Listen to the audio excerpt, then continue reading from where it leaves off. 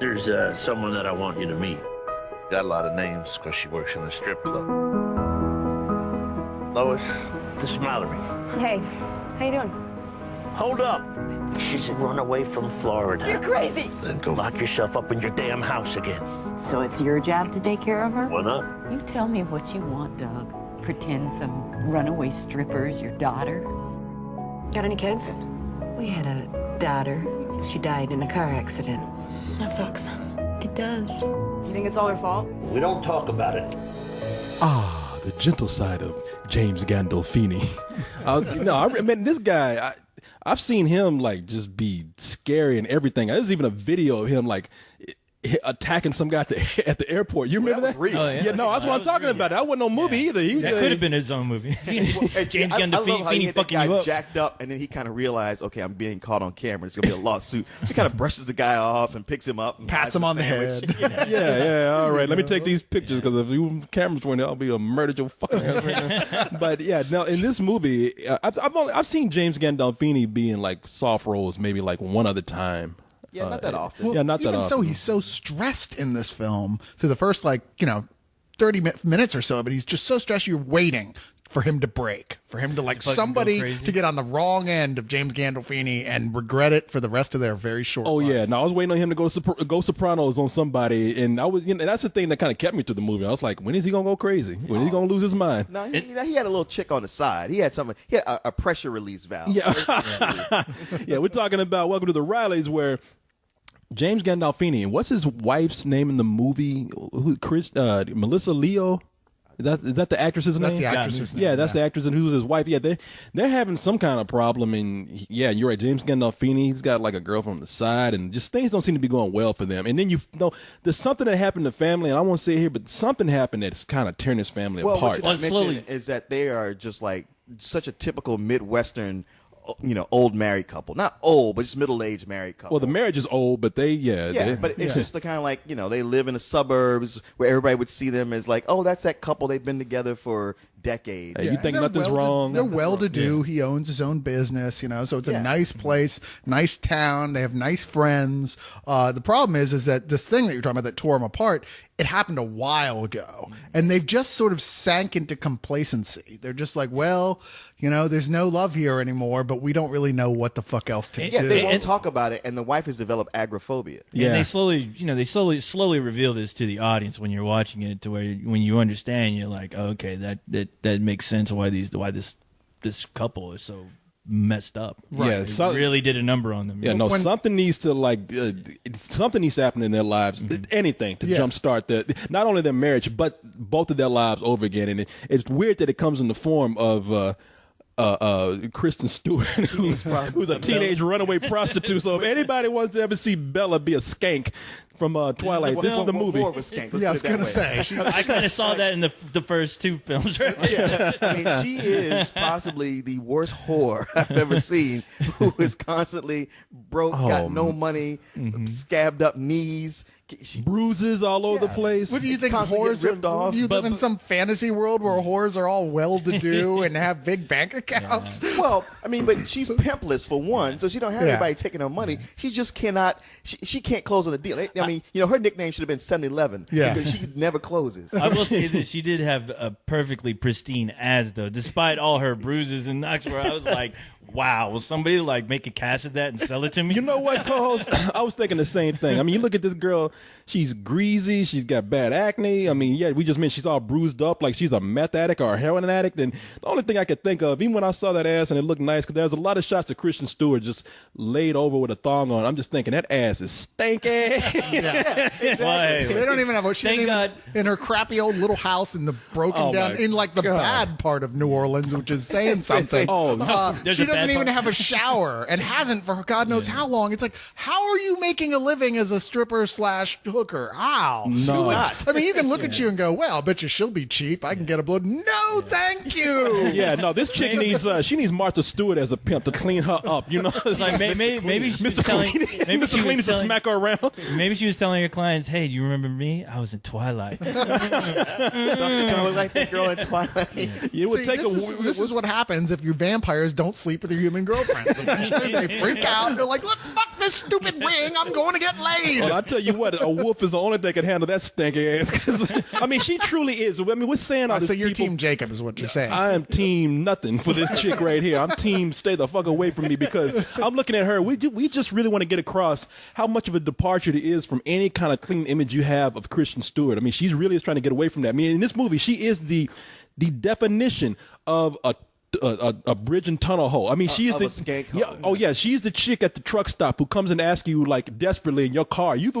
roll up the window and this chick was like, "No, I'm okay." She's like, "Please fuck me." What's funny is she starts out as a stripper, like, you know, you go into a New Orleans strip club and she's that chick who's, you know, seems like she knows she's doing and gets you up to the room.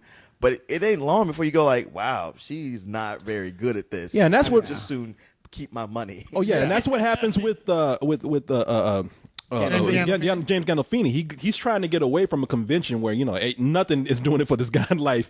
So he figures, I'll just go in a strip club where nobody recognize me. People stay away from me because I'm not really asking for a dance. And then she comes along, and just through circumstance, he ends up being like a big part of his life. I mean, he looks at her, doesn't want anything sexual from her. He wants to help this girl for some reason. And so he decides, like, I'm not going back home. He tells her, "I'm gonna live with you. I'm gonna straighten your house. I'm gonna take care of the place, and I'll pay you $100 a day if you let me sleep here." She becomes his project. Well, Yes. it's kind of like the beginning of a Three Stooges film. They're trying to find an escape route. They find one.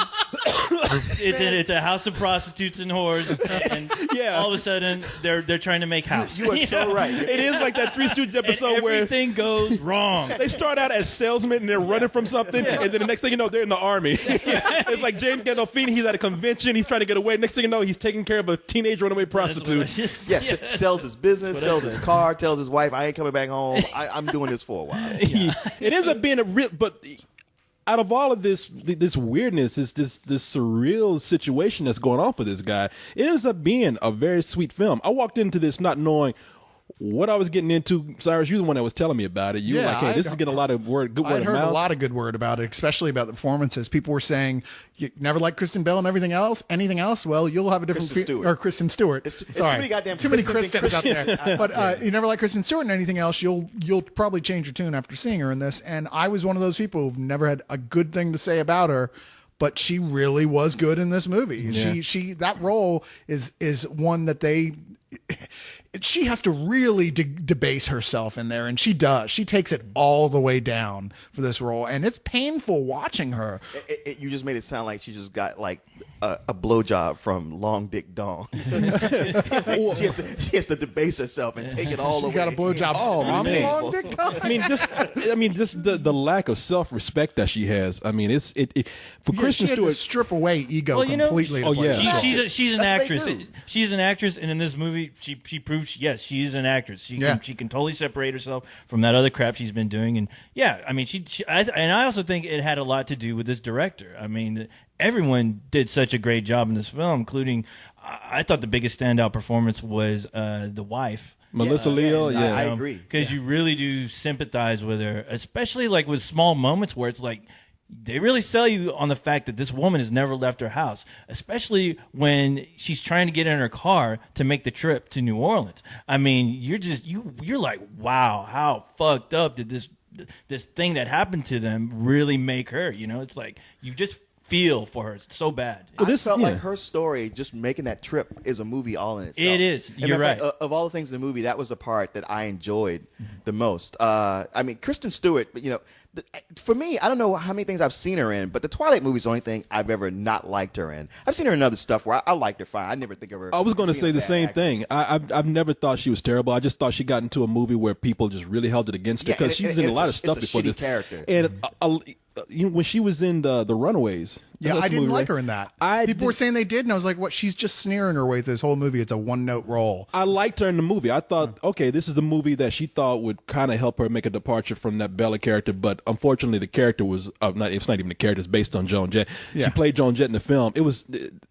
her part was underwritten. Yeah. But I thought she was actually doing fine. Dakota with it. Fanning got all the attention, from that film. I actually agree with both of you guys. I thought when she needed to do, or at least emote, she did a good job. But when it came to just playing Joan Jett, I thought she was doing karaoke. Where she was just acting. I think that's the script, though. But here, this is kind of a quiet film. It's a very a character study. It's a series of quiet events with the quietest something's got to give moment ever. It's like this the slowly simmering pot of like upset feelings between this family, and when the weirdest series of events that lead them to this, the second half of the film, taking care of a hooker in broken down ass New Orleans happens. It stays quiet. Nothing ever really seems to build to a head. It just simmers the whole movie, and it simmers in an interesting way. And you watch tiny little nuances of what each character is doing that indicate what they're feeling and what's going to happen next in the movie. It's not the kind of film you can tune out of. Yeah. Well, the thing is, like, when you really get to know the two parents in this film, you really sympathize with what they're trying to do, especially for this teenage girl. But there's still something in the back of your head that's just still screaming out that you almost want to scream to the audience. You can't save a whore. Yeah, you cannot save. You can't save this person. She's beyond saving. I mean, and you also think that at their age they should already know this. But the tragedy in their life, it's so devastating that when you see them really try, you feel bad, but at the same time, it's just like this just wasn't gonna end up good in any stretch. Oh, don't be so fucking stupid. Just help me. I'm stupid. You bring $900 to a place like this, and I'm stupid. You come here with assholes from that club. That's stupid. That's really stupid. Okay, I'm really fucking stupid. Where are you going? I'm gonna go turn some tricks and make my money back. No, you're not. Come on, we're going home. Then go ahead, Dad. God damn it. Yeah, but I think that's one of the reasons why I didn't fall in love with this movie was just that feeling of ultimate futility of just knowing how it's going to go. And Cyrus, I appreciate the nuances and everything you said about the story, and yet I was like, you know what, this is a lot like movies, the indie movies used to go see at the Dolby a lot, all the time. In the mid-'90s. Yeah, in the mid-'90s. Don't seem so much anymore, but it was a throwback to like, well, it's nice to revisit that, but it's not doing anything new. Well, that's because the films that have been going on for the last 10 years or so in the art film world have taken that 70s cynical dark turn where everything's got to be dark and everything's got to be the worst case scenario. And one of the things I loved about this film was that was not the case. This is a completely optimistic film about human beings. Yeah. And that was so refreshing to see. And it doesn't come across as fake or stilted at all. I thought, you know what? You can say it till the end of the world. There's no such thing as a girl who's this bad off you could help her. But that's patently untrue. No. There are clearly going to be exceptions to every rule, and this feels like a film that actually bothers to explore that, to show that such a great side of humanity of people who won't give up. I did enjoy the ending of this film. You just saying that this is kind of a hopeless situation with what they're trying to accomplish with it. I mean, it did give me a believable enough ending to where I was like, okay, this isn't fucking Pretty Woman, obviously. Sure. And I was glad they kind of took it in about as honest possible way it could possibly end. I thought they did a good job. Well, it was a more realistic take on Pretty Woman, where the whore is actually kind of nasty, and it ain't Richard, Richard Gere, millionaire. You got James Gandolfini, a plumbing salesman. It's just the way it goes. Yeah, with breathing problems. Yeah, no. Yeah, everything I see James Gandolfini in, like those last couple seasons of Sopranos, his breathing is. That's the thing. You can tell from outside the theater doors James Gandolfini's in a movie just by.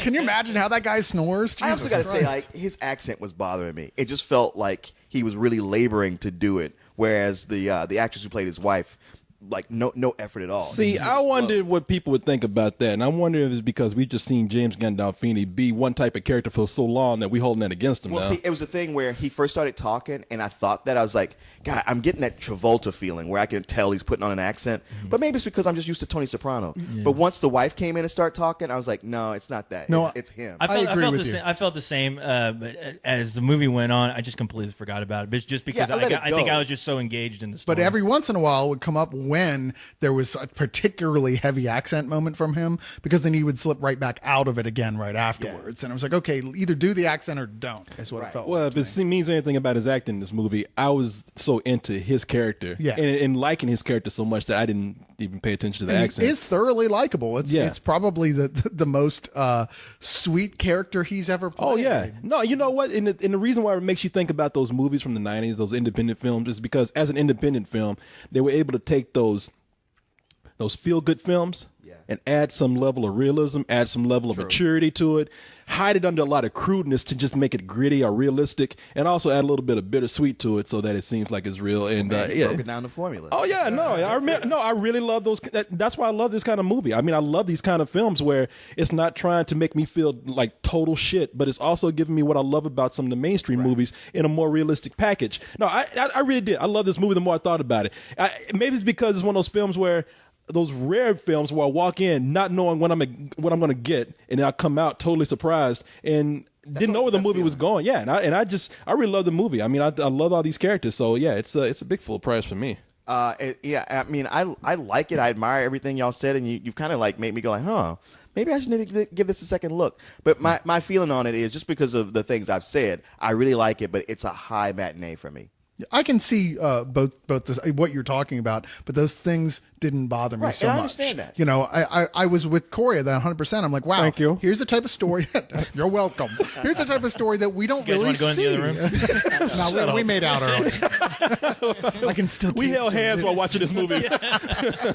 I cried on his shoulder. So realistic. I told her, it's gonna be okay, Cyrus. But like, it's like Now you guys can go out and get you a 16-year-old prostitute.